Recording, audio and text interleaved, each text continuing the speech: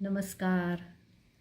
हं, आपण जगतो आहे म्हणजे काय करतोय तर आपण श्वास घेतोय, बरोबर? प्रत्येक येणारा श्वास हा आपल्याला ऊर्जा देतो, शक्ती देतो आणि प्रत्येक जाणारा जो श्वास आहे तो आपल्याला विश्रांती देतो, विश्राम देतो.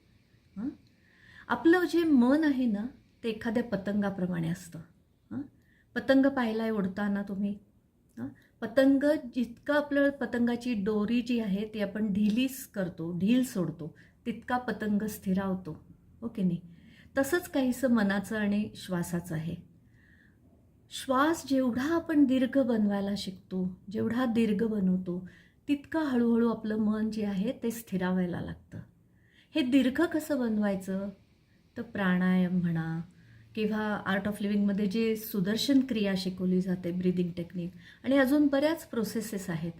या सगळ्यांमुळे काय घडतं तर आपलं मन स्थिरावतं. मन शांत व्हायला लागतं. आणि शांत मनातून जो निर्णय आपण घेतो ना तो अचूक असतो. हो की नाही? तर हे जे श्वासाची जी शक्ती आहे, गूढ आहे श्वासामध्ये दडलेलं, हे जर जाणून घ्यायचं असेल तर आर्ट ऑफ लिव्हिंगचा हॅपीनेस प्रोग्रॅम जो आहे तो जरूर जरूर जॉईन करा. धन्यवाद.